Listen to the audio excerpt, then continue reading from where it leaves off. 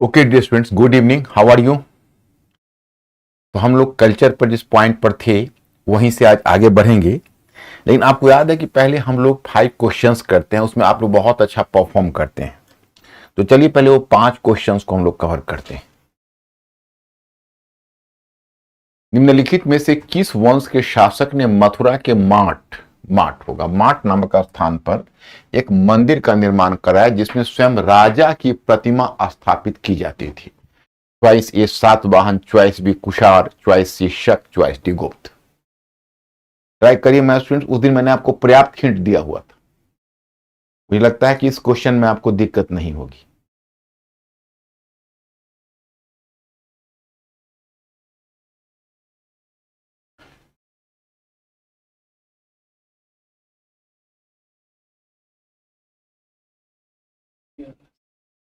यश, कुषाण सही पकड़ा, बिल्कुल करेक्ट आंसर है। क्वेश्चन नंबर 2, स्तूप के विषय में क्या सत्य है? What is correct about stupa? What is correct about stupa? Point 1, इसमें प्रदक्षिणा पथ होता है। It was having a circumambulatory path और प्रदक्षिणा पथ। पॉइंट 2, इसमें हर्मिका होती है। It's there was a central chamber in it. Point 3, इसमें गर्भगृह होता है। There is a sanctum sanctorum in it. Point 4, इसमें वेदिका निर्मित की जाती है। Some railing was attach to the stupa. तो ये 4 चॉइसेस है। अब आपको इसमें चुनना है। चॉइस ए केवल 1, चॉइस बी 1, 2 और 3, 1, 2 और 3, चॉइस सी केवल 1, 2 और 4 और चॉइस डी 1, 2, 3, 4। ये 4 चॉइसेस है, आपको सिलेक्ट करना है।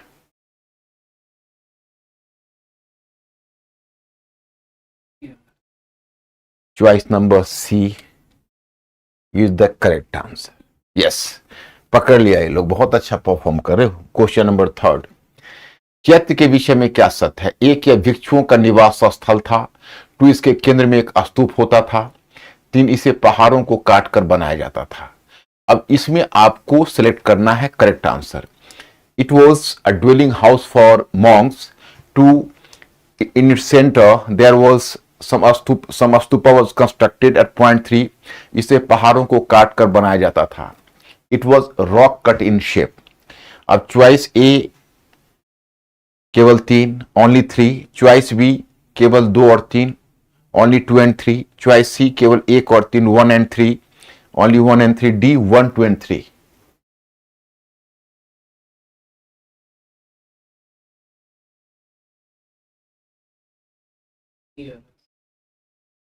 Choice number B, yes, good. Question 3, question 4, कुछ शैलकृत बौद्ध गुफाओं को चैत्य कहते हैं जबकि अन्य को विहार। दोनों में क्या अंतर है?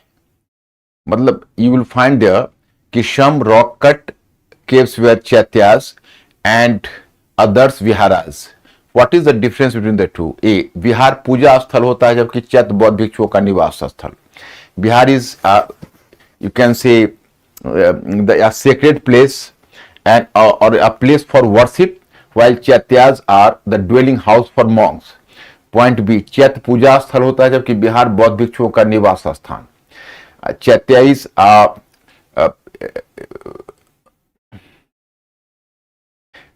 Chaitya is you can say a place for worship, while Viharas is the dwelling house for monks. सी, चैत्य गुफा के दूर के सिरे पर स्तूप होता है जबकि विहार गुफा पर अक्षय कक्ष होता है। एंड डी, दोनों में कोई वस्तु पर अंतर नहीं होता। अब इसको आप सिलेक्ट करिए। Choice number B is the correct answer. Yes. Question number 5, निम्नलिखित में किस काल में सर्वाधिक संख्या में सिक्के जारी किए गए? During which period the largest number of coins were issued? Choice A Buddha age, choice B Maurya period, choice C post Maurya period, choice D Gupta period.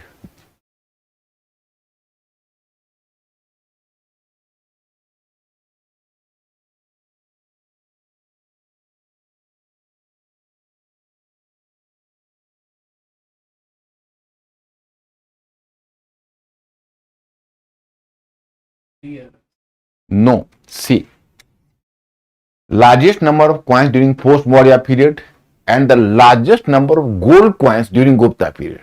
Just try to make a difference between the two statements. The largest number of coins were issued during post-Maurya period and the largest number of gold coins were issued during Gupta period. ये दोनों अलग अलग है.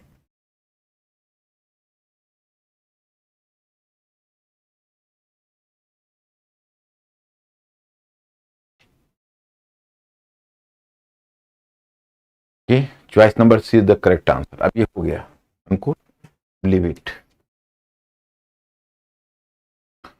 तो in the previous class we have left this topic in Mathura school of sculpture and Gandhara school of sculpture, but now we have to discuss about the points of difference between the Mathura school of sculpture and Gandhara school of sculpture. मतलब दोनों में अंतर क्या है, इस पर अब हमें ध्यान देना है कि दोनों में अंतर क्या है. अब ये तो हमने रोमन वासियों, जैसे हमने आपको बताया कि एक प्रश्न यह है जो 2014 में है कि गांधार मूर्तिकला रोमन वासियों की उतनी ही ऋणी थी जितनी वो यूनानियों की ऋणी, स्पष्ट कीजिए. तो इसका उन्होंने उत्तर दिया हुआ आप लोगों ने पढ़ा हुआ और मैंने बताया हुआ है कि यूनान से उन्होंने बॉडी का जो शेप आप कह सकते हो, जैसे उनका जो वेल बिल्ड, जैसे मांसपेशियां, बड़े कान, जो शरीर का चित्रण, ये सब कुछ जो शरीर की बनावट का चित्रण उन्होंने यूनानी कला से लिया है.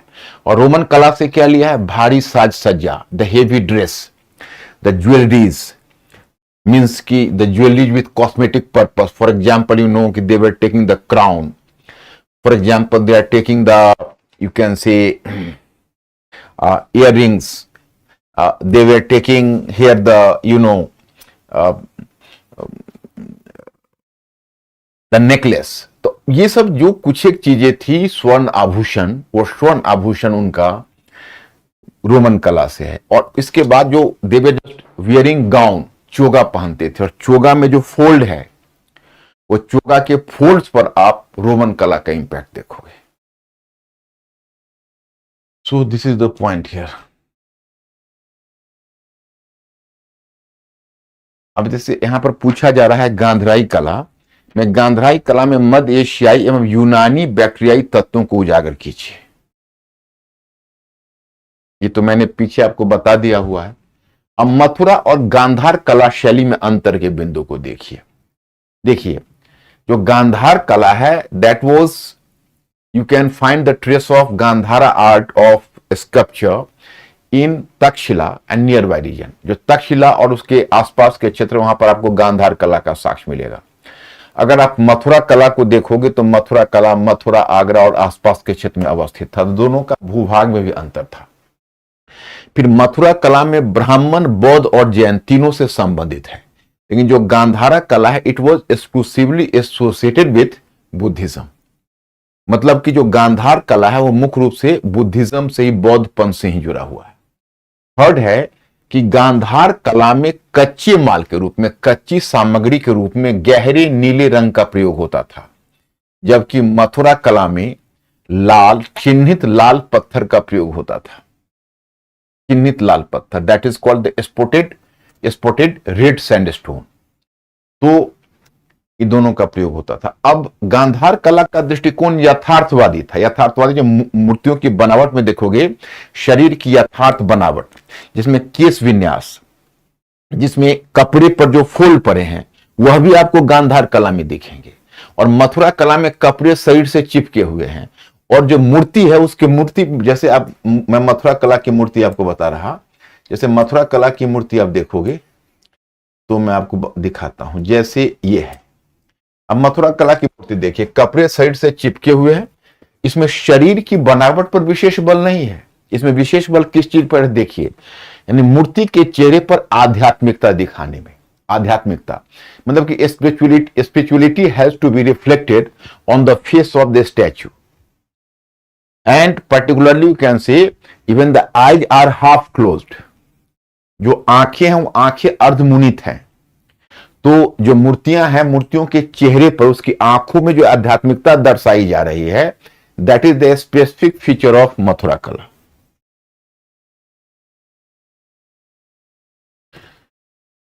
अब देखो अमरावती शैली, तीन स्कूल है, मथुरा, गांधार एंड अमरावती। अमरावती का क्षेत्र कौन है? तो अमरावती का क्षेत्र है आंध्र प्रदेश, जिसमें आपको अमरावती, नागार्जुन कोंडा, जगहपेट, घंटसाल, ये सब जगह का नाम है। और इसको पैट्रोनाइज किसने किया? तो मथुरा कला को पैट्रोनाइज किया था मुख्य रूप से कुशारों ने, एंड गांधार कला को भी तुम देखोगे शक और कुशानों ने पैट्रोनाइज किया था। और अमरावती कला को पैट्रोनाइज किया पहले पल्लव ने, और पल्लव के बाद उसके उत्तराधिकारी राजवंश कहलाए इक्ष्वाकु। तो पल्लव और इक्ष्वाकु ने अमरावती कला को पैट्रोनाइज किया है। उसमें तुम देखोगे कि जो अब अमरावती शैली है उसकी विशेषता है कि उसमें कच्चे माल के रूप में सफेद संगमरमर का प्रयोग होता है। सफेद संगमरमर, व्हाइट मार्बल, जैसे मैं आपको दिखाता हूं यहां, देखिए इसमें सफेद संगमरमर का प्रयोग होता है अमरावती कला में। देखिए सफेद संगमरमर की मूर्तियां बनी, सफेद संगमरमर। अब उसमें आप देखेंगे तो एक चीज आपको नजर आएगी, ये जो मूर्तियां हैं इसमें एक बुद्धा की मूर्ति मिसिंग है, नहीं तो मैं आपको दिखाता। जैसे अमरावती कला की एक और विशेषता है, जैसे गांधार कला है और मथुरा कला है, उस पर धर्म और आध्यात्मिकता का प्रभाव ज्यादा गहरा है, धर्म का प्रभाव। लेकिन जो अमरावती कला है वो ऐन्द्रिक सुख पर, जैसे आपको एक टर्म मिलेगा ऐन्द्रिक सुख, ये सबसे घबराना नहीं, मैं आपको आप मैटर में भी पढ़े होंगे तो आपको एक टर्म मिला होगा ऐन्द्रिक सुख। ऐन्द्रिक सुख को कहते हैं, अंग्रेजी में कहते हैं सेंसुअल प्लीजर। सेंसुअल प्लीजर वो कहलाता है हमारे 5 सेंस ऑफ ऑर्गन्स है, जैसे नाक है जिसे हम स्मेल करते हैं, जिह्वा है जिसे स्वाद लेते हैं, कान है जिसे सुनते हैं, त्वचा है जो स्पर्शित करते हैं, आईज है उसे देखते हैं। तो ये हमारी 5 ज्ञानेंद्रियां हैं। तो वैसी कला जो हमारे 5 ज्ञानेंद्रियों को तुष्ट कर सके, धर्म से इतर हमारी ज्ञानेंद्रियों को संतुष्ट करने के लिए जो कला है उसको कहते हैं ऐन्द्रिक सुख। माने it is giving more emphasis over and it was catering more to our sensual pleasure, and it has to cater more to our sensual pleasure। तो ये इसको बोलते हैं ऐन्द्रिक सुख। तो ये हुआ अमरावती कला।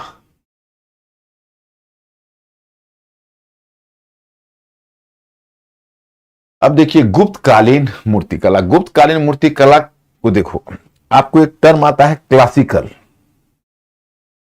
गुप्तकालीन मूर्तिकला में आपको एक टर्म मिलेगा कि क्लासिकल मानदंड ग्रहण किया। क्लासिकल मानदंड ग्रहण किया का मतलब यह हुआ कि देखिए अगर कोई आपसे पूछे कि व्हाट इज क्लासिकल मानदंड, तो गुप्तकालीन साहित्य ने भी क्लासिकल मानदंड ग्रहण किया है। तो आप सीधा उसको जवाब देना कि कोई साहित्य अथवा कला विकास के उस स्तर पर पहुंच जाता है जब आगे आने वाली पीढ़ी के साहित्य और कला को प्रभावित करने लगता है। तो we are just using the term there the classical मानदंड। हम लोग उसके लिए क्लासिकल मानदंड शब्द का प्रयोग करते हैं। अच्छा, मेंस के लिए कुछ क्वेश्चन भी दिए थे। अब इसको मूर्ति कला कर लेता हूं बच्चों, तो मैं आपको क्वेश्चन कवर करता हूं। तो मतलब विकास के उस स्तर पर पहुंच जाता है जब आगे आने वाली पीढ़ी के साहित्य और कला पर प्रभाव छोड़ता है, तो उसको क्लासिकल मानदंड ग्रहण करते हैं, क्लासिकल मानदंड कहा जाता है। जैसे मैंने आपको पीछे बताया हुआ है कि 2 टर्म आता है, एक टर्म आता है क्लासिकल, दूसरा आता है रोमांटिक। तो क्लासिकल और रोमांटिक में अंतर है। जैसे कोई जब इस्टेब्लिश्ड मॉडल हो जाता है, कोई मॉडल जब इस्टेब्लिश्ड हो जाता है तो वो मॉडल क्लासिकल कहलाता है। और कोई मॉडल है जो इस्टेब्लिश्ड मॉडल के विरुद्ध, जो विद्रोह करके अपना मानदंड खड़ा करता है, जो अपना मॉडल खड़ा करता है, उसको कहते हैं रोमांटिक। तो यहां पर you will find here the example of classical. अब देखिए गुप्तकालीन मूर्ति कला को देखिए, तो मथुरा कला और सारनाथ कला दोनों के सहयोग से, मथुरा कला और गांधार कला दोनों के सहयोग से मूर्ति कला का एक नया मॉडल विकसित हुआ गुप्त काल में, वो था सारनाथ कला। इसमें देखिए शरीर की बनावट पर भी बल दिया गया है, जो गांधार कला से प्रेरित है, और मथुरा कला की तरफ बुद्ध की ऐतिहासिकता भी चेहरे पर दर्शाई गई है। इस कला की विशेषता आपको दिखेगी, एक है कि हाथों की विशिष्ट भाव, जैसे मुख पर विशेष भाव भंगिमा है, और हाथों का एक विशेष पोस्चर है, हैंड का विशेष पोस्चर। इनका बैठने का जो तरीका है वह भी एक सौम्य है। जैसे आपको मैटर में मिला होगा कि जहां कुषाण कालीन मूर्तिकला प्राय नग्न प्रतीत होता है, नेकेड प्रतीत होता है, वहां गुप्त कालीन मूर्तिकला उत्तरोत्तर वस्त्रों से ढका हुआ है। फिर इसके पीछे आपको एक आभा मंडल दिखता है, आभा मंडल, निम्फ। तो nymph, so that is this is the specificity of Gupta कालीन मूर्तिकला, कि पीछे मंद आभा मंडल दिखता है, हाथों की विशेष भंगिमा है, मुख पर एक विशेष प्रकार की भाव भंगिमाएं हैं, और गांधार कला मथुरा कला दोनों का मिश्रण है। वस्त्रों को, मूर्ति को उत्तरोत्तर वस्त्रों से ढका गया है। तो एक तो आपको प्रस्तर की मूर्तियां हैं, ये तो एक तरह का हुआ। दूसरा, आपको यहां पर धातु मूर्तियां भी, गुप्त कला में आपको धातु मूर्ति का भी उदाहरण मिलता है। जैसे यह जो है, यह बिहार के सुल्तानगंज से मिला है। यह बुद्ध की मूर्ति है जो 1 टन कांसे की 1 टन की मूर्ति है, और यह मूर्ति इस तरह से निर्मित की गई है। तो इसमें भी आप देखेंगे कि कहीं ना कहीं गुप्त कालीन मूर्ति कला में प्रस्तर के साथ साथ धातु का भी प्रयोग हुआ है। फिर आप गुप्तोत्तर कालीन मूर्ति कला में आते हो तो पल्लव कला। पल्लव कला में ऐसा नहीं कि अलग से कोई मूर्ति कला है, बस अब ये सब का कोई खास महत्व नहीं है। ये तो वैसे भी जहां मंदिर होगा वहां मूर्तियां तो होंगी। तो जैसे हम महाबलीपुरम गए थे तो वहां का मूर्ति कला देखने को मिला। इसका तो एग्जाम्पल यहाँ पर आपको नहीं मिलेगा, नहीं तो चोल का मिलता है। तो पल्लव कालीन मूर्ति कला में आपको दिखता है, जैसे रथ मंदिर, मैंने रथ टेम्पल आपको बताया था, याद होगा।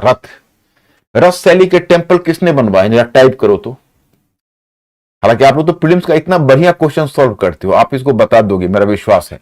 मेरा क्वेश्चन है कि रथ शैली, जो रथ मंदिर है, जिसको रथ शैली में निर्मित मंदिर कहते हो, उस रथ शैली के मंदिरों का निर्माण किसने करवाया था?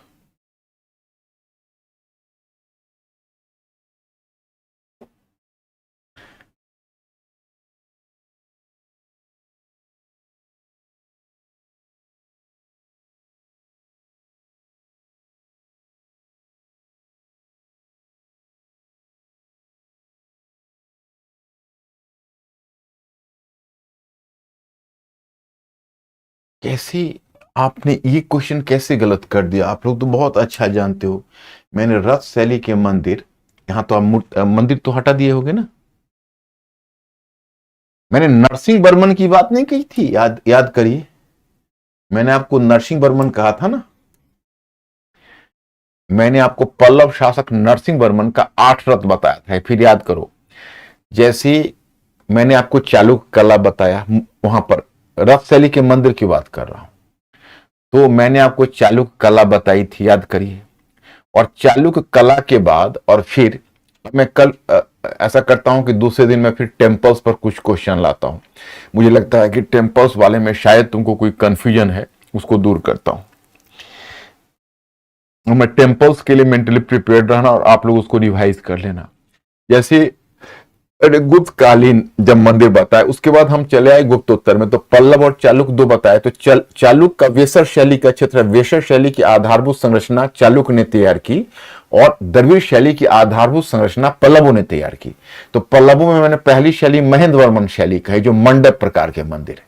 फिर मैंने कहा कि उसका उत्तराधिकारी जो नरसिंह वर्मन प्रथम है, उसने मंडप प्रकार के मंदिर भी बनवाए और रथ प्रकार के मंदिर भी बनवाए। तो फिर आपको कंफ्यूजन क्यों हुआ?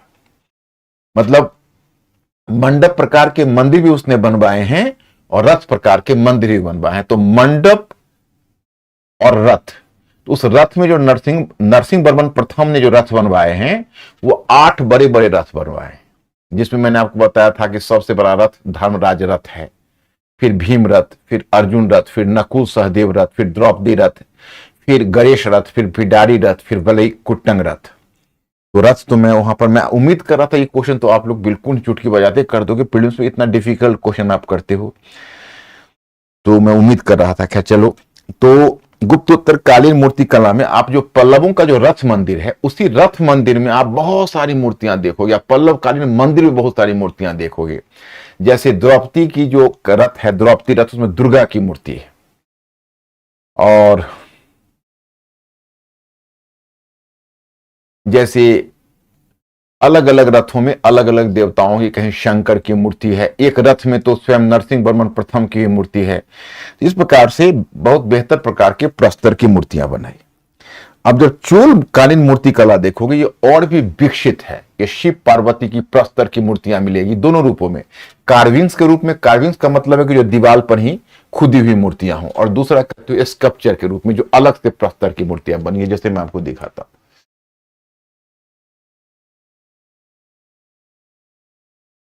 जैसे देखिए, ये जो मूर्तियां बनी इसको कार्विंग्स बोलते हैं। उसी के अंदर नहीं, ये तो खैर कार्विंग्स नहीं है, कार्विंग्स इसमें एग्जाम्पल नहीं है। उसी के साथ सटा हुआ बना हुआ होता है, जो प्रस्तर के साथ ही जुड़ा हुआ होता है। और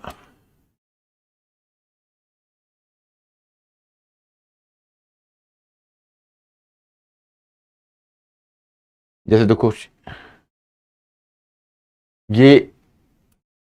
ये प्रस्तर की मूर्तियां हैं, बहुत ही भव्य मूर्तियां बनाई। और उसमें भी आप देखोगे चोल कालीन मूर्ति कला में सबसे जो बेहतरीन मूर्ति आपको दिखेगी वो शिव नटराज की मूर्ति दिखेगी। शिव नटराज, एक बार एक क्वेश्चन में, किसी एग्जाम के क्वेश्चन में पूछा था, यूपीएससी नहीं किसी और एग्जाम में, कि शिव नटराज की मूर्ति में कितने हाथ निर्मित हैं, अनुमान करिए। शिव नटराज की मूर्ति में कितने हाथ निर्मित हैं?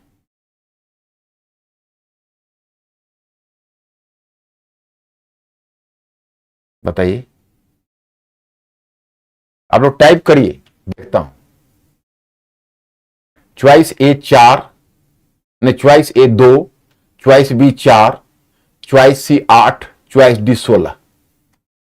चॉइस ए 2, चॉइस बी 4, चॉइस सी 8 और चॉइस डी 16।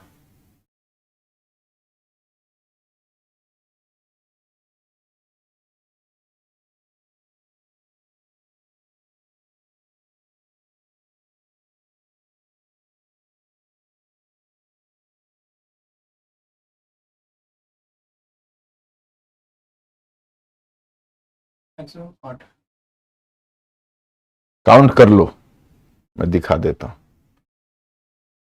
देखिए कितने हाथ हैं, काउंट करिए।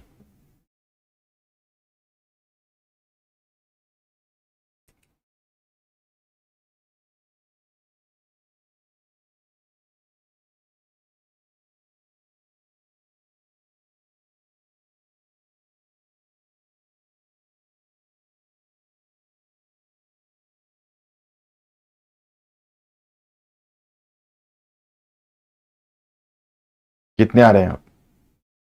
2 2 4, 4 हाथ है। शिव नटराज की मूर्ति में 2 आगे 2 पीछे, 4 हाथ है टोटल। तो इसमें 2 तरह की मूर्तियां आपको दे, एक प्रस्तर की मूर्तियां भी दिखेगी जो भव्य, और दूसरा धातु की मूर्तियां, ये जैसे प्रस्तर की मूर्तियां हैं। और ये देखिए धातु की मूर्तियां, शिव नटराज की ये मूर्ति है धातु की मूर्तियां। तो दोनों तरह की मूर्तियां दिखेगी। जैसे देखिए, ये आपको धातु की मूर्तियां दिखेगी, ये धातु की मूर्तियां, शिव पार्वती, गणेश, कुमार कार्तिकेय, कुमार कार्तिकेय।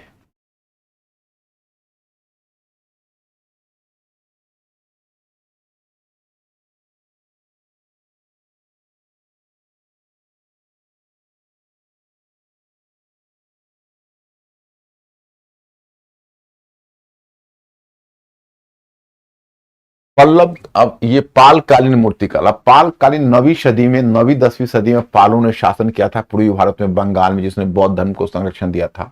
जो पाल कालीन मूर्ति कला है उसमें 8वीं 9वीं सदी में पाल शासकों के अधीन बंगाल तथा पूर्वी भारत में विकसित हुई ये मूर्तियां काले बेसाल्ट पत्थर की बनाई गई।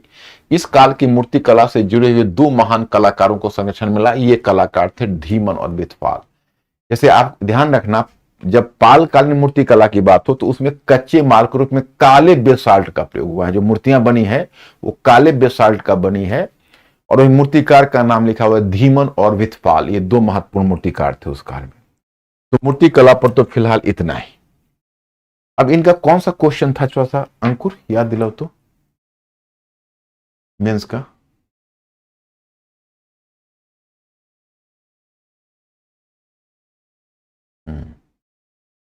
अच्छा, यही क्वेश्चन है ना, और भी कोई है?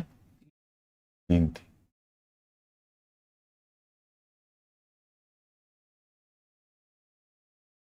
भारतीय दर्शन एवं परंपरा भारतीय स्मारकों की कल्पना और आकार देने में उनकी कला में महत्वपूर्ण भूमिका निभाई है। तो दर्शन और परंपरा में तो आपने लिख दिया होगा, मैंने राजनीतिक, आर्थिक, सामाजिक और धर्म दर्शन कराया था। तो उसमें जो सामाजिक है, आर्थिक छोड़ के, जो राजनीतिक सामाजिक है उसको परंपरा से ले लो, आर्थिक छोड़ देना। और जो धर्म दर्शन मैंने कराया है, जिसमें मैंने जो एरिया मैंने कवर किया है, जिसमें धर्म दर्शन में आपको याद होगा मैंने कराया है मेरू, मेरू पर्वत की परिकल्पना है। जो मंदिर का जो गर्भगृह है वो मेरू पर्वत को रेखांकित करता है, मैंने नोट डाउन करवाया, आपको मैटर दिया हुआ है।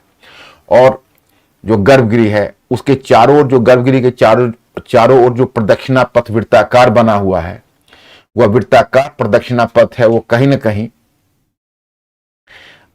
जो वृत्ताकार प्रदक्षिणा पथ है मेरू पर्वत की तरह, वहां पर वह कहीं ना कहीं दर्शाता है एक खास तथ्य को, और वह है समय की गति को दर्शाता है। फिर मेरू पर्वत के ऊपर अब फिर देखोगे गर्भगिरी के ऊपर जो उठानी उठती है और जो शिखर का रूप ले लेता है, उस शिखर पर अनेक प्रकार के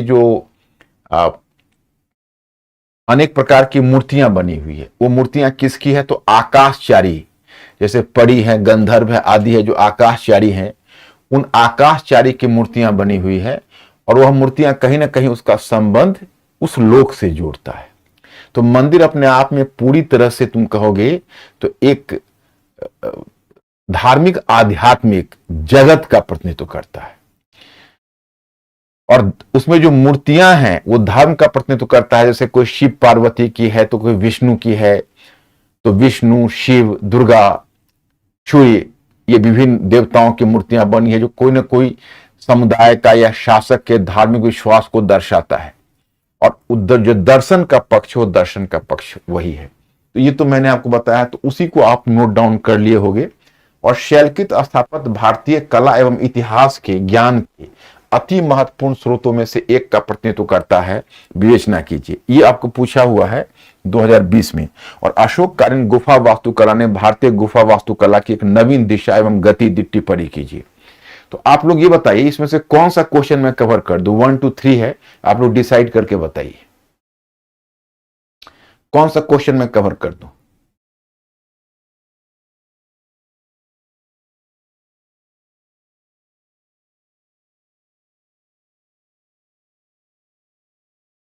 सर कुछ नहीं सर कि मूर्ति कला पे क्वेश्चन आएगा तो क्या तो फोटो बनाना। अगर उतनी अच्छी मूर्ति आप बना सकते हो तो बना दोगे तो सोने में सुहागा है। लेकिन मुझे लगता है कि काजल आपके पास इतना टाइम मिलेगा कि आप मूर्ति बना पाओगे। अगर बना दो तो बुरा नहीं है। और वो तो उसमें कला हो सकता है, आप में हुनर हो, लेकिन टाइम को भी थोड़ा सा देखना पड़ेगा, क्योंकि जीएस में बहुत ज्यादा लिखना पड़ता है।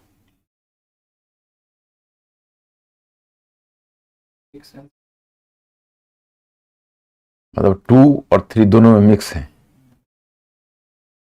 तो चलो, शैलकृत स्थापत्य का मतलब होता है या that is called rock cut architecture. भारतीय कला एवं इतिहास के ज्ञान के अति महत्वपूर्ण स्रोतों में से एक का प्रतिनिधित्व करता है। अब देखो, पूछा है रॉक कट आर्किटेक्चर, लेकिन रॉक कट आर्किटेक्चर ये नहीं पूछा है उसका विकास दिखाइए। गौर करने वाली बात है। पूछा है कि जो रॉक कट जो आर्किटेक्चर है, जो शैलकृत स्थापत्य है, वो हमें प्राचीन काल के इतिहास के जानने के कई सोर्स हैं, उसमें से एक है। तो मतलब है कि जो आप शैलकृत स्थापत्य देखते हो उसे प्राचीन काल के किस किस अंश पर, प्राचीन काल के किस किस हिस्से पर उस शैलकृत स्थापत्य से प्रकाश पड़ता है, you have to find it out. तो देखिए, अब चलिए मैं पहले दूसरा आपको बता दूं।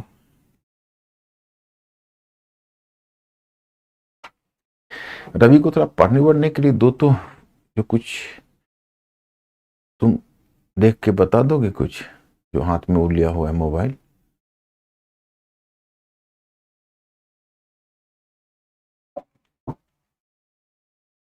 बीच में भी देखते रहना, देखते कि बदल बदल के देखते रहना। फिर अंकुर को भी दे देना। अंकुर थोड़ा सिखाओ ना इसको, तो बैठा के रखने से काम नहीं चलेगा। Because the D you will just inform क्या है। तो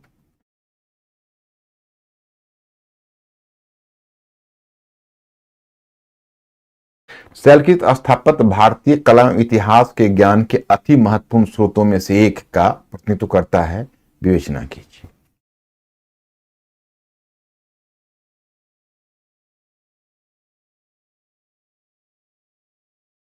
तो how to deal with this question?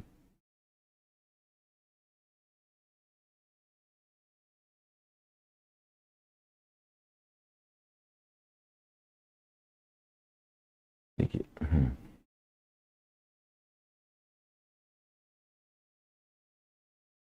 भारतीय कला एवं इतिहास के ज्ञान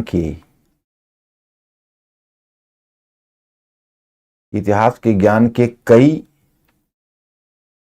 स्रोत हैं। स्रोत हैं यथा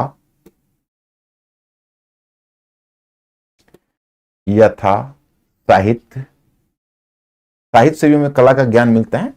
कोई जैसे वास्तुशास्त्र पर पुस्तक है, जैसे कह सकते हो भोज परमार का ही समारंग सूत्रधार है, तो उससे हमें उस काल के स्थापत्य का ज्ञान मिलता है। तो साहित्य से भी सूचना मिलती है, यथा साहित्य, मूर्तिकला, चित्रकला आदि आदि। परंतु प्राचीन भारत के इतिहास एवं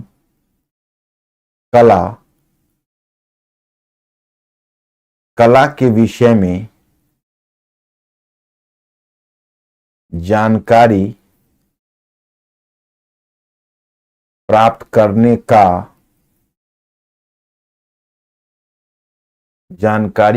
करने का एक प्रमुख स्रोत है। भारतीय कला एवं इतिहास के ज्ञान के कई स्रोत हैं, यथा साहित्य, मूर्तिकला, चित्रकला आदि। परंतु प्राचीन भारत के इतिहास एवं कला विषय में जानकारी प्राप्त करने का एक प्रमुख स्रोत है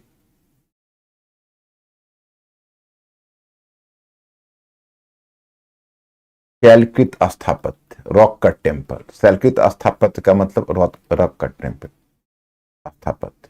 अब इतना तक आपका इंट्रोडक्शन बढ़िया हो गया। अब यहां पर दोगे कि शैलकृत प्राचीन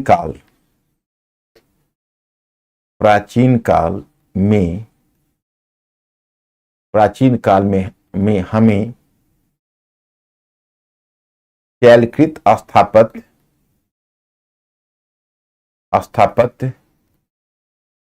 प्रचुरता से प्राप्त होता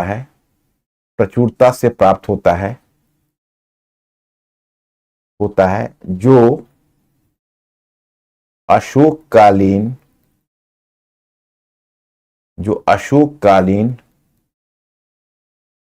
गुफा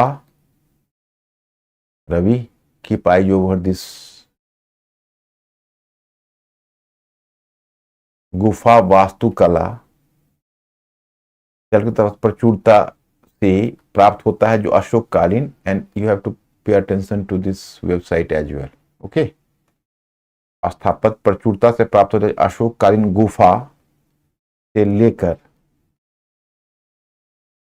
पल्लवकालीन मंदिर तक देखने को मिलता है। अब इन स्थापत्यों से निम्नलिखित तथ्यों की जानकारी प्राप्त होती है।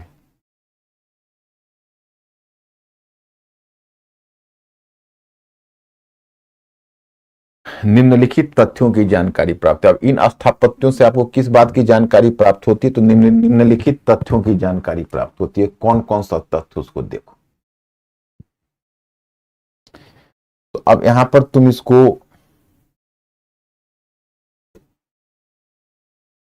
डैश दे दीजिए और डैश देखकर यहां पर आप उसके बारे में देख सकते हो क्या क्या मुद्दा है। तो जैसे एक मुद्दा है, क्या क्या चीज की जानकारी मिलती है? धर्म, मैंने कोई ना कोई धर्म से जुड़ा हो। जैसे अशोककालीन स्थापत्य है वो बौद्ध धर्म से जुड़ा हुआ है। चैत्य और विहार है वो बुद्धिज्म से जुड़ा हुआ है। जैसे एलोरा का गुफा वास्तुकला है, एलोरा जो राष्ट्रकूटों के समय बना है। एलोरा का गुफा वास्तुकला किससे जुड़ा हुआ है? तो वह पहाड़ को काटकर बनाया। जैसे जो एलोरा का वास्तुकला है वो कहीं ना कहीं बुद्धिज्म, जैनिज्म, ब्राह्मणिज्म तीनों से जुड़ा हुआ है। और तो उसी प्रकार से धर्म की जानकारी आपको मिलती है। दूसरी जानकारी आपको मिलती है राजनीतिक इतिहास की। राजनीतिक इतिहास की क्यों मिलती है? तो राजनीतिक इतिहास की जानकारी इसलिए मिलती है कि विभिन्न राजवंशों के द्वारा, जैसे अशोक का तुम अगर बराबर का देखोगे, या फिर दशरथ के नागार्जुनी का देखोगे, या फिर आगे तुम चैत्य स्तूप देखते हो या मंदिर देखते हो, तो उसमें विभिन्न राजवंशों जिस शासक ने बनवाया है उसके नाम भी मिलते हैं, या उससे जुड़ी हुई उसकी मूर्ति या कुछ ऐसी चीज मिल जाती है। इसे धर्म पर प्रकाश पड़ता है, राजनीतिक इतिहास पर प्रकाश पड़ता है। तीसरा, हमें इससे यह भी जानकारी मिलती है, मूर्ति कला की जानकारी मिलती है। जो उसमें मूर्तियां होती है तो मूर्ति कला के विकास की जानकारी मिलती है। चित्र बने होते हैं तो चित्रकला के विकास की जानकारी मिलती है, चित्रकला के विकास। उसके बाद इससे आपको इंजीनियरिंग तकनीकी की जानकारी मिलती है। इंजीनियरिंग तकनीकी का मतलब है कि शैलकृत स्थापत्य बनाना कोई साधारण बात नहीं है। आप पल्लव शासक नरसिंहवर्मन प्रथम का आप रथ टेम्पल ही देखो, तो पहाड़ से उसको काट के अलग किया गया है। जो राष्ट्रकूट शासक कृष्णा फर्स्ट है उसका कैलाश मंदिर देखो, उसमें आपको दिखेगा कि उसको पहाड़ी से काट के अलग किया गया, तब उसको तराश के बनाया गया। तो इंजीनियरिंग कला, जैसे आपको पल्लव कालीन कला में शायद आपने गौर नहीं किया होगा या पहली बार पढ़ के आप भूल गए होंगे, मैंने पल्लव कालीन स्थापत्य में बताया था कि तीन तरह से विकास दिखा है। पहला, रॉक कट, पहाड़ों को काटकर, जो मंडप प्रकार के मंदिर है, मंडप प्रकार के मंदिर पहाड़ों को काटकर बने।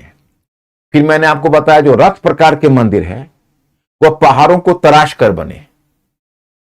मंडप प्रकार के मंदिर पहाड़ों को काटकर, रथ प्रकार के मंदिर पहाड़ों को तराश कर, और फिर स्वतंत्र रूप से फ्री स्टैंडिंग टेम्पल भी हैं, स्वतंत्र रूप से बनाए गए मंदिर भी हैं। तो तीनों प्रकार के मंदिरों की जानकारी, तीनों प्रकार के स्थापत्यों की जानकारी आपको प्राप्त होती है। तो ये आपके तीन अलग अलग। अब आप यहां से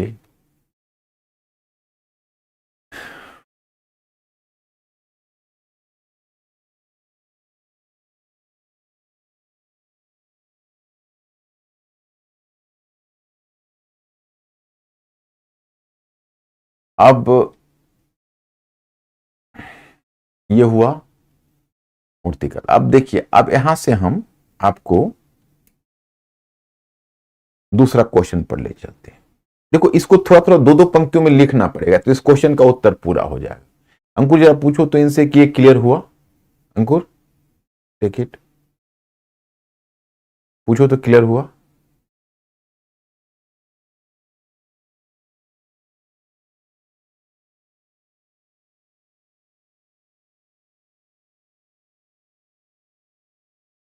हम्म, Yes.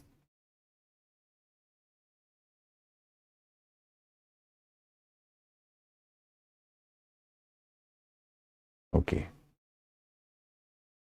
अब दूसरा क्वेश्चन है ये, जो तीसरा क्वेश्चन, अशोककालीन गुफा वास्तुकला ने भारतीय गुफा वास्तुकला को एक नवीन दिशा एवं गति दी। टिप्पणी कीजिए। लाला गुप्ता ने वो तरीके से काट कर और तराश कर बनाया। काट कर और तराश कर ये हुआ कि जैसे आप पत्थर को काटे, ओके, और काट कर आपने एक जैसे आपने पल्लव, तो क्या है कि उसी पत्थर के एक पार्ट को आपने मंदिर बना दिया, ओके। जैसे इसको ऐसे समझाता हूं लाला, मैं आपको बताता हूं। जैसे देखो ये पहाड़ है, तो पहाड़ है, तो पहाड़ का ही एक पार्ट को आपने इसको मंदिर का शेप दे दिया जो पहाड़ से जुड़ा हुआ, ओके। दूसरा विकास क्या है कि आप पहाड़ है, इसमें से इतना काट के पहाड़ से अलग कर लिया और इसको अलग काट के हटा दिया पहाड़ से अलग करके, और तब इसको तराश के बनाया। जैसे रथ टेम्पल है तो ऐसे बना है, तो आप देखोगे पीछे, जैसे महाबलीपुरम अगर जाओगे तो देखोगे ऐसे पीछे पहाड़ी है, लेकिन जो रथ टेम्पल पहले मैंने फर्स्ट नजर में देखा तो हमने कहा कि अरे इतना बड़ा पत्थर लाया कहां से, पीछे देखा तो पहाड़ था, तब समझ में आया कि अच्छा ये पहाड़ से काट के उसके अलग करके और तब इसको तराशा है। इसको बोलते हैं तराश के बनाए गए। तो इंजीनियरिंग तकनीकी का विकास धीरे धीरे हुआ है। अब अशोक की देखो गुफा वास्तुकला, कितना आपको अनगढ़ टाइप का लगता है, लेकिन आप आगे तुम देखो कैलाश मंदिर कितना सोफिस्टिकेटेड लगता है। तो gradually you will find the sophistication in the different art forms, and that is going to reflect the gradual evolution in engineering technology itself. In this way you can say it is giving focus over engineering technology as well, okay. So that is the point here. अब दूसरा question, अब बाकी okay हैं। अशोककालीन गुफा वास्तुकला ने भारतीय गुफा वास्तुकला को एक नवीन दिशा एवं गति दी, टिप्पणी कीजिए। तो आप इसको कैसे लिखोगे, जो दूसरा वाला क्वेश्चन है। अब अशोककालीन गुफा वास्तुकला ने, तो आप ऐसे करोगे कि अशोककालीन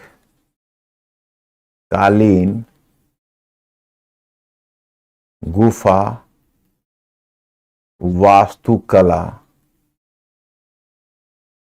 वास्तुकला ने निश्चय ही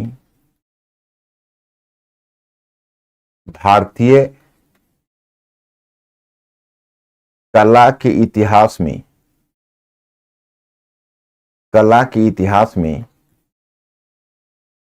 एक नया अध्याय जोड़ दिया,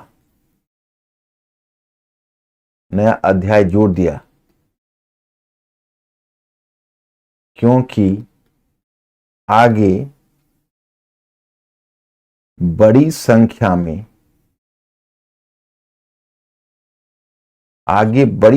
में पहाड़ों को काटकर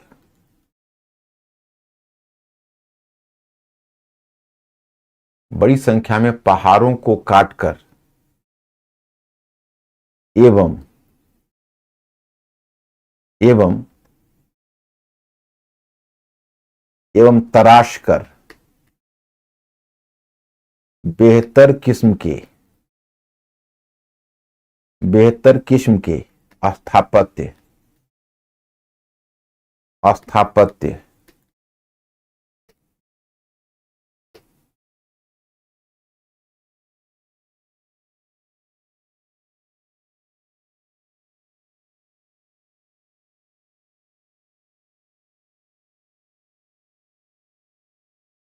बेहतर किस्म के स्थापत्य निर्मित किए जाने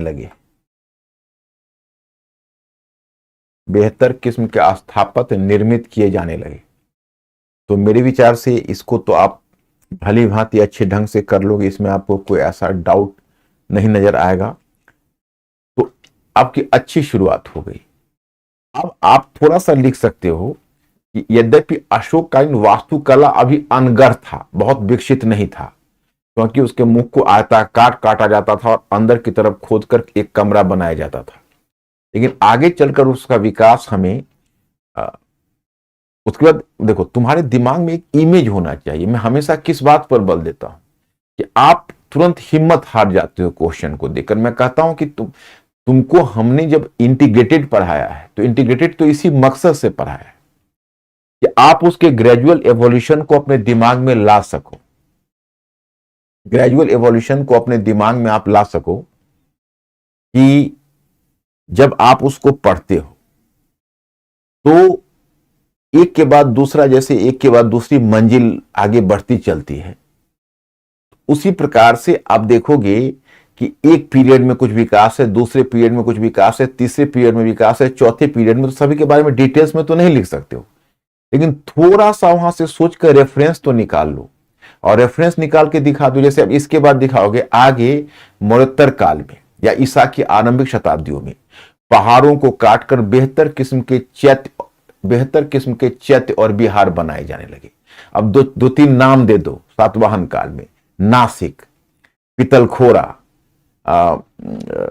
भज, कन्हेरी, दो चार नाम मिलता है। जैसे वहां का चैत्य देखते हैं जो अंदर पहाड़ को काटकर आयताकार काटा जाता था, अब वगैरह करके उसका अगली कड़ी हम दिखाओगे कि हम उसका बेहतर रूप हमें अजंता, गुप्त काल में अजंता एवं उदयगिरी के गुफा वास्तुकला में देखने को मिलता है। अजंता का गुफा वास्तुकला एक बेहतरीन उदाहरण है गुप्तकालीन। उसका आगे हम गुफा वास्तुकला, आगे हम पहाड़ को काटकर बनाए गए मंदिर का बेहतरीन उदाहरण पल्लव काल में पाते हैं कि जब पहाड़ को काटकर, पहाड़ को तराशकर मंदिर बनाए जाने लगे। इसके उदाहरण है मंडप और रथ प्रकार के मंदिर। इसका चरमोत्कर्ष हम राष्ट्रकूटों के कैलाश मंदिर में देखते हैं, जो पहाड़ को काटकर और स्वतंत्र रूप से बनाए गए मंदिर की संक्रमण की अवस्था को दर्शाता है। वहां पर ले जाके इसको एंड कर तो हो गया। अब बताइए हो जाएगा या नहीं होगा? अंकुर पूछिए, कुछ हिंट करिए आप लोग।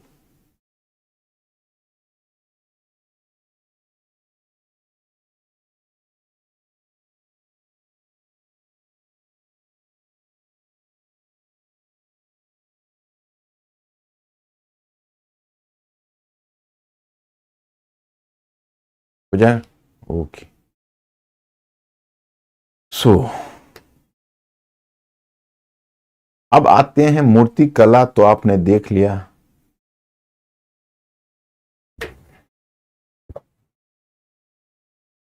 अब चित्रकला देखिए।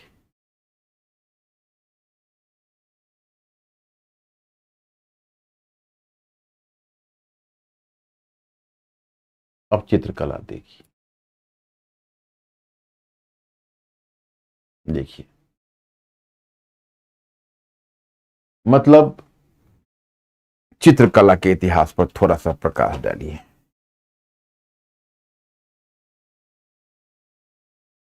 चित्रकला की जब बात करोगे तो दो प्रकार का चित्र आपको दिखेगा। एक चित्र दिखेगा भित्ति चित्र अथवा स्तंभ चित्र। भित्ति चित्र अथवा स्तंभ चित्र, इसको कहते हैं फ्रेस्को पेंटिंग और मुरल पेंटिंग। फ्रेस्को पेंटिंग और मुरल पेंटिंग। दूसरा कहते हैं हम लोग पांडुलिपि चित्रकारी। पांडुलिपि चित्रकारी, पांडुलिपि चित्रकारी, इसको कहते हैं मिनिएचर पेंटिंग।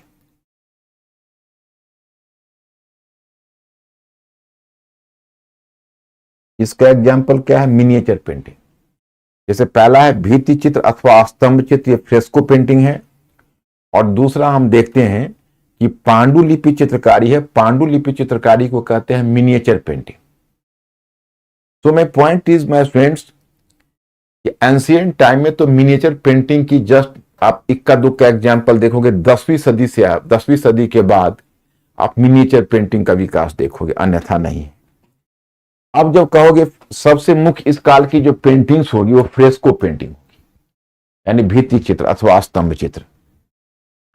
अब इसमें आप देखते हो कि जो अजंता के चित्र है, जो भीमबेटिका के चित्र जो आपने मध्य पाषाण काल में देखा, तो मध्य पाषाण काल में जो भीमबेटिका का चित्र है वह भी एग्जाम्पल है भित्ति चित्र अथवा स्तंभ चित्र का, भीमबेटिका का चित्र। और भीमबेटिका के बाद जब तुम अजंता के चित्र पर आओगे, अजंता का चित्र भी कहीं ना कहीं भित्ति अथवा स्तंभ चित्र यानी फ्रेस्को पेंटिंग का एग्जाम्पल है। और अजंता के बाद जैसे जैसे आप आगे बढ़ते जाते हो, जैसे आपने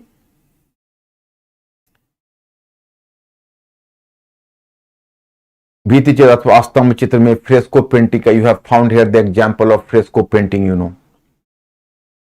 तो पहला जैसे आपने भीमबेटिका देखा, भीमबेटिका के बाद जब तुम अजंता पर पहुंचते हो, अजंता की चित्रकारी, तो मैं आपको बताऊंगा कि जो अजंता है वो अजंता का एक बड़ा लंबा इतिहास है। ये पूछोगे अगर अजंता की चित्रकारी का क्या इतिहास है, तो लगभग ये 2री सदी ईसा पूर्व से 7वीं सदी तक का है, इतना बड़ा है। अब इसमें कुल 30 गुफाएं, और इन 30 गुफाओं में सबसे आरंभिक गुफा है 9वीं और 10वीं गुफा, ये सातवाहनों के काल का है।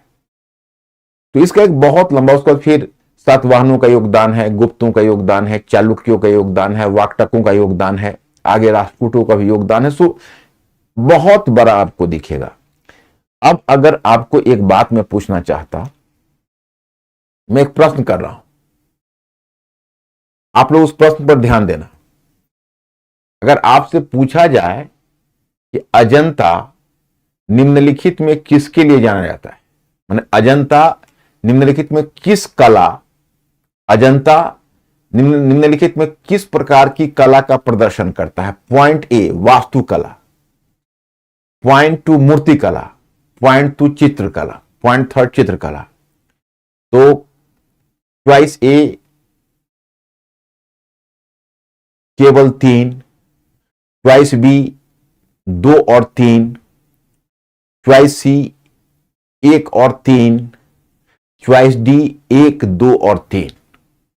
मैं फिर बोल रहा हूं, चॉइस ए केवल 3, चॉइस बी 2 और 3, माने 1 में है वास्तुकला, 2 में है मूर्तिकला और 3 में है चित्रकला। चॉइस ए केवल 3, चॉइस बी 2 और 3, चॉइस सी 1 और 3 और चॉइस डी 1, 2 और 3।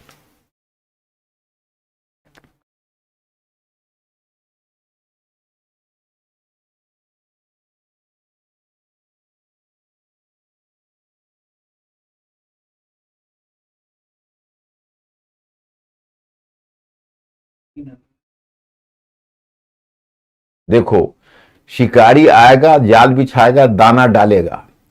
मैंने जाल बिछाया और दाना डाला, तुम फंस गए। अजंता तीनों से जुड़ा हुआ है। अजंता वास्तुकला का भी एग्जाम्पल है, जो मैंने आपको बताया था, अजंता के बौद्ध मंदिर कहलाता है, वो चैत्य भी है। वहां से मूर्तियां भी मिली है बोधिसत्व की, और चित्र भी मिला है। तो मूर्ति कला भी है, चित्रकला भी है, तीनों है। आपका उत्तर होगा choice D, D for Delhi. अब एक बात बताओ, अगर मैं दूसरा क्वेश्चन डालूं कि जो अजंता का चित्र है, सॉरी, जो अजंता, किस अजंता के चित्र किस धर्म से जुड़ा हुआ है? चॉइस ए, मतलब अजंता किस धार्मिक पंथ से जुड़ा हुआ है, किस धार्मिक पंथ से? चॉइस ए केवल बौद्ध पंथ, चॉइस बी बौद्ध और जैन पंथ, चॉइस सी ब्राह्मण और बौद्ध पंथ, चॉइस डी ब्राह्मण बौद्ध और जैन पंथ।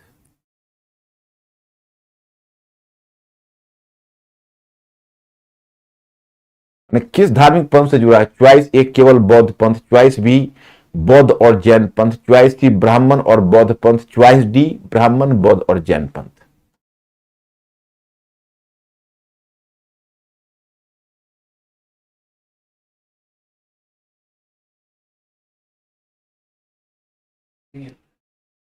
डी। मतलब इसमें देखो, फिर तुम फंस गए। इसमें केवल बौद्ध पंथ होगा। चलो, ये सब सारा क्वेश्चन मैं लाता हूं, और सारा क्वेश्चन करवाते हुए मैं तुम्हें समझा दूंगा, ताकि कोई कंफ्यूजन ना रहे। मैं चाहूंगा, जैसे पहले देखो, जो गुफा वास्तु, जो गुफा में जो चित्र मिला है, उसमें तो एक वास्तुकला का उदाहरण वो हो ही जाएगा और चित्र का हो ही जाएगा। अधिकांश जगहों जहां चित्र मिला वहां से मूर्तियां भी मिली है। जैसे अब अजंता है, अजंता के बाद आता है एलोरा, अजंता के बाद तुम देखो बादामी, तो बादामी चालुक्यों से जुड़ा हुआ है, बादामी चालुक्यों से जुड़ा हुआ है। इसमें भी तीनों है, बादामी में मूर्तिकला, चित्रकला और वास्तुकला तीनों है। उसके बाद आता है एलोरा, एलोरा, तो एलोरा को राष्ट्रकूटों ने संरक्षण दिया है, एलोरा को। और मैं आपको बताऊं कि उत्तरवर्ती चालुक्य भी दिया है, लेकिन राष्ट्रकूटों ने मुख्य रूप से दिया है। अब एलोरा में मैं अभी एलोरा के बारे में भी आपको बताऊंगा। उसमें बहुत सारे, उसमें मूर्तिकला भी है, वास्तुकला भी और चित्रकला भी है। 34 गुफाएं मिली है महाराष्ट्र में, बादामी कर्नाटक में, अजंता महाराष्ट्र में। तो एलोरा 10वीं सदी में एलोरा का टाइम है, जैसे इसको 7वीं 8वीं सदी में बादामी का टाइम है, एलोरा का 10वीं सदी में टाइम है। तो एलोरा में भी आपको वास्तुकला भी मिला है, मूर्तिकला भी मिला है, चित्रकला भी मिला है, चित्रकला भी यहां से मिला है। 10वीं सदी के बाद तब आपको चित्रकला, जिसको आप कहोगे स्तंभ चित्रकारी, उसका पतन देखने को मिलता है। और 10वीं सदी से आपको पांडुलिपि चित्रकारी का उदाहरण देखने को मिलता है। वहीं पर तुम लोग दिमाग में इसी तरह से सेट कर लेना ताकि कोई क्वेश्चन गलत ना हो। जैसे अब मैं आपको दिखाता हूं, आपको ये आपका ऊपर डायग्राम बना हुआ, उस डायग्राम को देख लेना और मैं आपको बताता हूं। जैसे ललित कलाओं की विविध शैलियों में चित्रकला एक महत्वपूर्ण शैली का प्रतिनिधित्व करती है, भीमबेटका वगैरह के बारे में ये आपने पढ़ा होगा। फिर आपको ये देते हैं कि इस काल में कुषाणों के द्वारा भी चित्रकला के विकास में अपना योगदान दिया गया। वस्तुतः उत्तर पश्चिम में चित्रकला की जो शैली विकसित हुई, उस पर यूनानी, रोमन तथा ईरानी शैली का प्रभाव था। यानी कुषाणों के समय भी उत्तर पश्चिम में कुछ चित्रकला का उदाहरण मिलता है, उत्तर पश्चिम। फिर इसमें कुषाणों ने चीनी तत्वों को भी शामिल कर दिया। इस प्रकार उत्तर पश्चिम में कुषाणों के अधीन चित्रकला की एक मिश्रित शैली विकसित हुई। उदाहरण के लिए उत्तर पश्चिम में महात्मा बुद्ध का एक ऐसा चित्र मिलता है जिनके वक्ष पर श्री वत्स अंकित है। उसी प्रकार एक कुषाण कालीन चित्र में एक महिला को सरोवर से निकलते हुए दिखाया गया है, जिसके साथ एक शिशु भी है। अजंता के गुफा चित्र, तो जो अजंता के गुफा चित्र है उस पर नजर डालिए। अजंता के गुफा चित्र प्राचीन कालीन भारतीय चित्रकला की एक महान धरोहर है। इसके विकास में विभिन्न राजवंशों का योगदान रहा, यथा सातवाहन वंश, वाकटक वंश, गुप्त वंश, चालुक्य वंश। अजंता में कुल 30 गुफाओं का निर्माण किया गया। इनमें 29 गुफाएं पूर्ण निर्मित है, वहीं एक गुफा अर्धनिर्मित है। यहां पर आप देखोगे गुप्त काल से जुड़े हुए अजंता में कितनी गुफाएं पता है? गुफा संख्या 16 है, गुफा संख्या 17 है। जैसे अब देखिए, और अजंता में मूर्तियां भी बोधिसत्वों की मिली है। बोधिसत्व तो मैंने समझाया था कि बुद्ध और बोधिसत्व में क्या अंतर है, याद होगा। तो अजंता में चित्र बोधिसत्वों की मिली है और अजंता में मूर्तियां भी बोधिसत्व की मिली है और चित्र भी बोधिसत्व के मिले हैं। जैसे मैं एक एग्जांपल बताता हूं, ये अजंता का पेंटिंग्स है। तो गुफा संख्या जो 16 है, वो गुफा संख्या 16 में एक बड़ा ही मार्मिक चित्र है। मार्मिक चित्र है कि एक राजकुमारी है जो अपने पति की विरह में मर रही है और उसके शोकातुर परिवार वालों ने उसे चारों ओर से घेर रखा है, उसके प्रति सिंपैथी उड़ेल रहे हैं। और उसके जो शोकातुर परिवार वाले हैं, वे शोकातुर परिवार वालों ने उसे चारों ओर से घेर रखा है। तो इस प्रकार से आप देखोगे कि वह एक बड़ा ही मार्मिक चित्र माना जाता है। और जो गुफा संख्या 17 है उसे चित्रशाला कहते हैं। उसमें अनेक चित्र है, उसमें सबसे मार्मिक चित्र है, मर्म स्पर्शी, जो हृदय को स्पर्श करती है। वो है कि एक चित्र में मतलब राहुल को, जैसे ये देखिए, ये है चित्रशाला 17 नंबर। क्या इसकी चमक है आज भी, क्या कलर था उस समय। उसमें जानते हो कैसे कलर बनाते थे? इसमें आपको सफेद कलर दिखेगा, लाल कलर, पीला कलर, सफेद कलर, काला, इसे चित्र बने। और इन चित्रों में आपको दिखेगा कि कलर कैसे बनाते थे। तो कुछ खनिज को रगड़कर, खनिज को घिसकर, या तो उसको पानी में मिला देते थे या फिर अंडों की जर्दी में मिलाते थे। तो पानी अथवा अंडों की जर्दी में मिलाकर और तब वो कलर बनाते थे। उनका जो रंग होता था वो अंडे की जर्दी से मिला होता था या पानी से मिला होता था, और उस प्रकार से, और वो रंग इतना लॉन्ग लास्टिंग कलर था, उस कलर का कोई जवाब नहीं, आज तक उसकी चमक बनी हुई।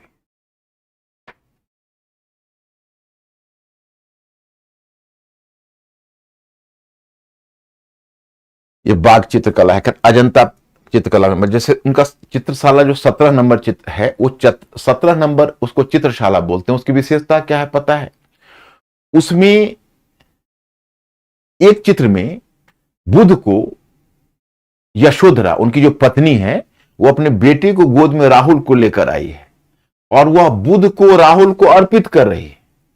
इसका प्रतीकात्मक अर्थ है, इसका प्रतीकात्मक अर्थ यह है कि आप तो हमें सोते हुए छोड़कर चले गए, आपने तो हमें त्याग ही दिया, लेकिन चलिए, मेरे जीवन का अंतिम अवलंबन मेरा बेटा राहुल है, आज मैं उसे भी आपको अर्पित कर रही हूं। तो बड़ा ही मर्मस्पर्शी चित्र है। अब अजंता के चित्र किसने बनाए? तो उसको राजवंशों ने भी योगदान दिया, लेकिन स्वतंत्र कलाकारों ने भी योगदान दिया। स्वतंत्र कलाकारों के विषय में कहा जाता है कि तपस्वी, सन्यासी, स्वतंत्र कलाकार, वो सब आते थे और रात में मशाल लेकर भी चित्र बनाए, और इतने बेहतरीन चित्र बनाकर चले गए, जो भारत की क्या, विश्व की अनुपम धरोहर हो गई अजंता, जो आप कहते हैं हेरिटेज है, आज वर्ल्ड हेरिटेज। तो दूसरा है बाघ, वो मध्य प्रदेश में है, लेकिन जो बाघ है वो भी गुप्त काल से जुड़ा हुआ है। उसमें टोटल 9 गुफाएं मिली है। जैसे आपको बाघ चित्रकला के विषय में सूचना मिलती है कि उसमें टोटल 9 गुफाएं मिली, इसमें 2, 4 और 5 अत्यधिक महत्वपूर्ण है। अब अगर हम बाघ चित्रकला की तुलना अजंता चित्रकला से करते हैं, तो पाते हैं कि जहां अजंता चित्रकला का विषय धार्मिक था, वहीं बाघ चित्रकला का विषय लौकिक था। उसी लौकिक का मतलब हुआ सांसारिक, लौकिक का मतलब सांसारिक। उसी प्रकार जहां अजंता चित्रकला विशेषकर अभिजात वर्ग से संबंधित थी, तो बाघ चित्रकला सभी वर्गों से। जैसे अजंता चित्रकला है वो केवल अभिजात वर्गों से संबंधित थी, तो बाघ चित्रकला थी वो सभी लोगों से संबंधित थी। तो इस तरह से दोनों में फर्क है।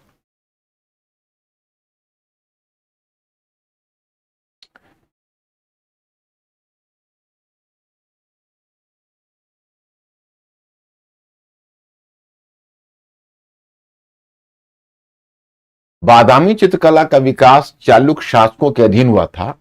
चालुक्य शासक मंगलेश ने कई गुफाओं का निर्माण कराया तथा इन गुफाओं में मूर्तियों के साथ, जैसे बादामी, ये सब कोई खास महत्वपूर्ण नहीं, इसको इग्नोर कर सकते हो, इसको इग्नोर कर। एलोरा और एलिफेंटा, ये भी महाराष्ट्र में है।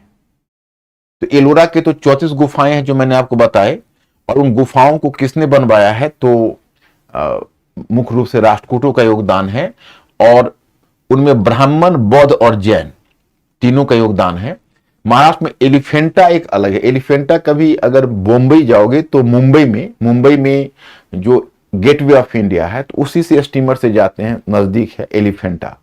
तो वहां से मूर्ति कला भी मिला है, और वहां से उसको धार नगरी बोलते हैं। एक्चुअली पुर्तगीजों ने उसका नाम रखा है एलिफेंटा, क्योंकि बड़े बड़े चट्टान होते थे, तो उसी के नाम पर एलिफेंटा का नाम रखा है। तो वहां से मूर्ति कला का साक्ष्य मिलता है, और चित्रकला का साक्ष्य एलिफेंटा से मिलता है। तो उसी में आपको कहता है कि धारा नगरी के नाम से जाना जाता था, किंतु आगे पुर्तगीजों ने हाथियों के आकार की बड़ी बड़ी चट्टानों को देखकर इसका नामकरण एलिफेंटा रख दिया। एलिफेंटा से मूर्ति कला का भी साक्ष्य मिलता है, किंतु इसके साथ साथ यहां से चित्रकला के उदाहरण भी प्राप्त होते हैं। उदाहरण के लिए अर्ध नारीश्वर के रूप में शिव, पुरुष तथा प्रकृति, जीव तथा शरीर का मिलन आदि। पल्लवकालीन चित्रकला, पल्लवों के अधीन चित्रकला की एक शैली विकसित की गई, इस पर अजंता चित्रकारी का प्रभाव देखा गया। जैसे पल्लवों के अधीन चित्रकला की एक शैली विकसित की गई, इस पर अजंता चित्रकारी का प्रभाव भी देखा जा सकता है। आगे पल्लव चित्रकला चोल कला के रूप में विकसित हुई, और पल्लव शासकों में महेंद्र वर्मन प्रथम ने कुछ गुफाओं का निर्माण कराया तथा चित्रकारी को भी प्रोत्साहन दिया। आगे महेंद्र वर्मन की परंपरा को नरसिंह वर्मन द्वितीय अथवा राजसिंह ने आगे बढ़ाया, और उसने कैलाश मंदिर की दीवारों पर चित्रों का निर्माण कराया। तो ये पल्लवकालीन चित्रकला मतलब वही है जो देखते हो, ये कोई खास नहीं है। पल्लवकालीन चित्रकला को आप इग्नोर भी कर सकते हो। चोलकालीन चित्रकला थोड़ा सा बेहतर है, परंतु बहुत ज्यादा चोलकालीन चित्रकला का भी इंपॉर्टेंस नहीं है। इस काल में पल्लवकालीन चित्रकला और भी विकसित होकर आई। इस काल के चित्र मंदिरों की दीवारों पर मिलते हैं। आरंभिक मंदिरों में नर्तमलाई, ये चोल काल का मंदिर है, नर्तमलाई में विजयालय चोलेश्वर मंदिर महत्वपूर्ण है। इसकी दीवारों पर विभिन्न देवी देवताओं के चित्र बनाए गए, किंतु सबसे महत्वपूर्ण चित्र तंजौर के बृहदेश्वर मंदिर की दीवारों पर अंकित है, जो राजराजा प्रथम के काल में निर्मित किए गए। बृहदेश्वर मंदिर के दीवारों पर वो चित्र है। ये चित्र ढक गए थे क्योंकि इनके ऊपर नायक के काल की, नायक मतलब होता था उनका जो सामंत होते थे, उन्हीं को नायक कहते हैं। तो जैसे बृहदेश्वर मंदिर में जो राजराजा प्रथम ने जो चित्र बनवाए हैं, उसके नायकों के काल में ऊपर से फिर चित्र बना दिया गया। तो ऊपर से चित्र बनने से पुराना चित्र ढक गया था। किंतु गोविंद स्वामी नामक महत्वपूर्ण विद्वान ने, विशेषज्ञ ने इन चित्रों को खोज निकाला और इन चित्रों में नटराज शिव का चित्र अत्यधिक महत्वपूर्ण है। इन सभी चित्रों में जो नटराज शिव का चित्र है वो ज्यादा महत्वपूर्ण है। इसके साथ साथ त्रिपुरांतक 3 किलो को नष्ट करने वाला, त्रिपुरांतक 3 किलो को नष्ट करने वाले के रूप में शिव का चित्र अंकित किया गया है।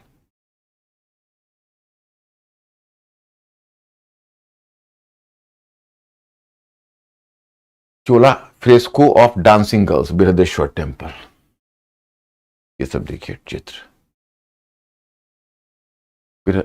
बृहदेश्वर टेम्पल, ये सब चोला का चित्र है जो दीवालों पर बने होते थे। देखिए पेंटिंग इन बृहदेश्वर टेम्पल। अब चित्रकला के विकास का दूसरा चरण है। दूसरा चरण कैसे हुआ, तो मैं आपको बताना चाहता कि एक चित्रकारी, मैंने आपको बताया अस्तंभ चित्रकारी। अस्तंभ चित्रकारी का मतलब हुआ, इसको जैसे मैंने आपको बताया था कि अस्तंभ चित्रकारी, उसी को जो गुफा की दीवारों पर चित्र बना हुआ उसी को अस्तंभ चित्रकारी बोलते थे, या उसी को मुरल पेंटिंग बोलते थे।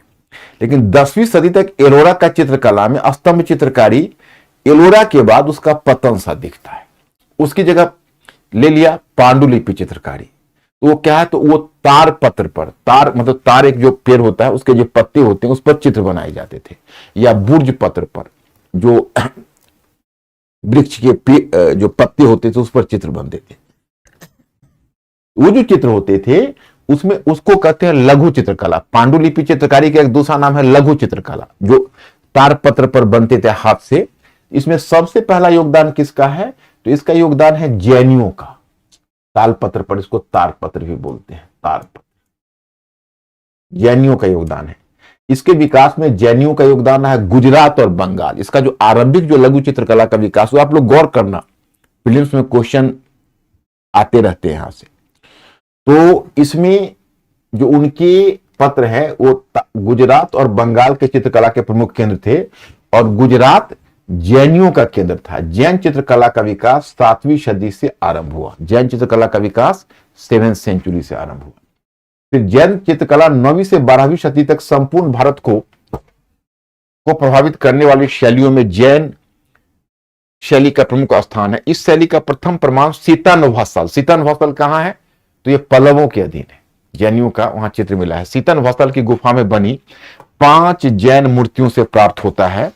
और भारतीय चित्रकलाओं में कागज पर की गई चित्रकारी का, मतलब जैन चित्रकलाओं में कागज पर की गई चित्रकारी, कागज पर की गई चित्रकारी का उत्कृष्ट स्थान है। इस कला का नमूना जैन ग्रंथों के ऊपर लगी दफ्तियों या लकड़ी की पटरियों पर भी मिलता है। इस शैली पर मुगल और ईरानी शैली का भी प्रभाव है। जैना पेंटिंग्स,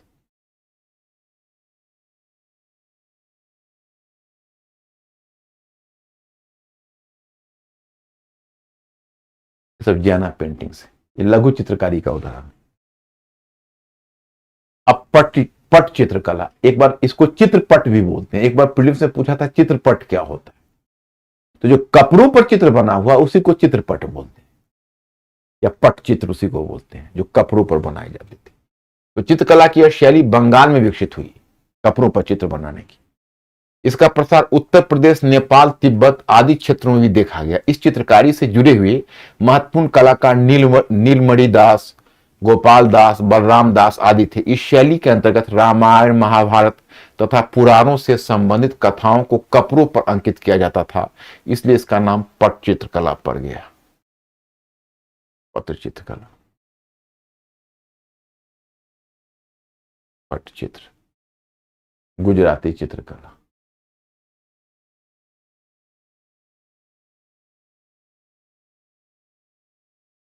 यह चित्रकला, गुजराती चित्रकला इस रूप में विलक्षण थी कि इसमें स्तंभ चित्रकारी की जगह ताल पत्रों पर चित्र बनाए जाने लगे।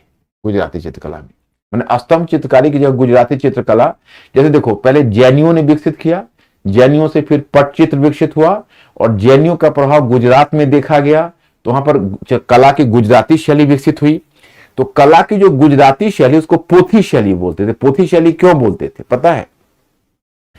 तालपत्र, ये चित्र पुस्तकों के रूप में, क्योंकि देखो पहले क्या है कि एक अकेला तारपत्र पर बनाया जाता था, फिर पुस्तकों के रूप का मतलब एक तारपत्र पर दूसरा तारपत्र, दूसरे पर तीसरा, तीसरे पर चौथा, इसको बाइंड करके फिर चित्र बनाए जाते थे, उसको कहते थे पोथी, क्योंकि पोथी की तरह कई तारपत्र को मिला के बनाए जाते थे। उदाहरण, अच्छा, चित्रकला में प्रकृति का चित्र नहीं बल दिया गया। उदाहरण के लिए अग्नि, जल, बादल, आकाश, मतलब गुजराती चित्रकला में प्रकृति के चित्रण पर भी विशेष बल दिया गया, इन्हें ताल पत्रों पर उकेरा गया। आगे इसका प्रभाव चित्रकला की राजपूत शैली पर देखा जा सकता है। अब देखो Gujarat paintings, Gujarat paintings, Gujarat paintings, Pala शैली। 9वीं से 12वीं शताब्दी तक बंगाल में पाल वंश के शासकों धर्मपाल और देवपाल के शासनकाल में विशेष रूप से विकसित होने वाली पाल शैली की चित्रकला की विषय वस्तु बौद्ध धर्म से प्रभावित रही है। प्रारंभ में तारपत्र और बाद में कागज पर बनाए जाने वाले चित्रों में वज्रयान और बौद्ध धर्म के दृश्य चित्रित है। आगे चलकर कागज का प्रयोग भी शुरू हो जाएगा गुजराती शैली में ही। ये देखो कागज का भारत में प्रचलन कब हुआ, तो मैं सल्तनत काल में बताऊंगा कि कागज का जो सर्वप्रथम प्रचलन हुआ वह हुआ गुजरात में, और सबसे पहले सल्तनत काल में हुआ बलबन के समय, और गुजरात में ही कागज का प्रचलन हुआ। तो तब धीरे धीरे आगे चलकर कागज पर बनने लगेगा। बनाए जाने चित्रों से वज्रयान बौद्ध धर्म के दृश्य चित्रित हैं। दृष्टांत शैली की प्रधानता वाली शैली ने तिब्बत और नेपाल की चित्रकला को भी प्रभावित किया है। इसका प्रमुख केंद्र पूर्वोत्तर भारत ही रहा, परंतु वर्तमान में इस शैली के चित्र देश के विभिन्न भागों में स्थित संग्रहालय में भी देखे जा सकते। अब बौद्ध कला है, बौद्धों की कला के क्षेत्र में बौद्धों के योगदान का निरूपण कीजिए। प्रश्न है आपके लिए,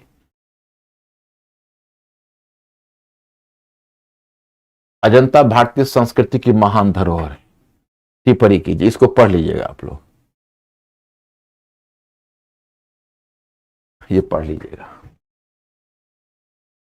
एलोरा न केवल भारतीय संस्कृति की महान धरोहर है बल्कि यह धार्मिक समन्वय का भी अनुपम उदाहरण है। इसको पढ़ लीजिएगा आप लोग बस। तो अंकुर जरा पूछिए इनसे कि कोई दिक्कत?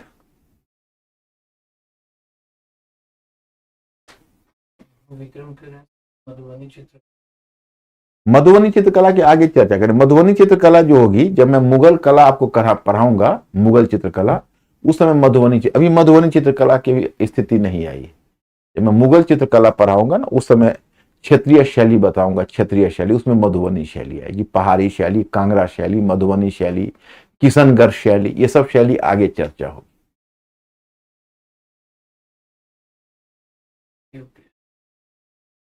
तो मैं स्टूडेंट्स आज से थोड़ा प्रोग्राम में रद्दोबदल हुआ है।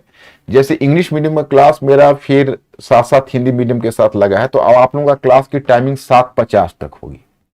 हम लोग टाइमली आ जाएंगे 6:30 बजे और 7:50 में आपका क्लास छोड़ देंगे। अभी 5-6 मिनट मेरे पास टाइम है, लेकिन काम हो चुका है तो आज थोड़ा पहले छोड़ देता हूं। और मैं फिर इसके बाद आप डांस जो नृत्य का दिया है उसको पढ़ लीजिएगा, और शेष अध्ययन सामग्री, चूंकि कल तो 15 अगस्त है तो कल तो छुट्टी ही होगी, और 16 को हम लोग मिलेंगे। तो 16 को आपको पहले मैं डांस फॉर्म विजुअल दिखाऊंगा, और उसको दिखाने के बाद और तब हम प्रौद्योगिकी पर आएंगे, और प्रौद्योगिकी के साथ साथ थोड़ा सा इतिहास के अध्ययन के स्रोत पर आएंगे। तो संभव है कि द डे आफ्टर टुमारो आपका पार्ट 2 समाप्त हो जाए, तब हम लोग बढ़ेंगे पार्ट 3 पर। मतलब परसों मैं विज्ञान और तकनीकी भी आपसे डिस्कस करूंगा, उसके लिए मैं मैटर एडवांस में आपको भेज दूंगा प्राचीन काल का, है। फिर हम चर्चा करेंगे, और उसके बाद आपका पार्ट 3 शुरू होगा संभवतः बुधवार से। ओके, तो आज मैं यही रुकता हूं। Thank you very much, I will see you.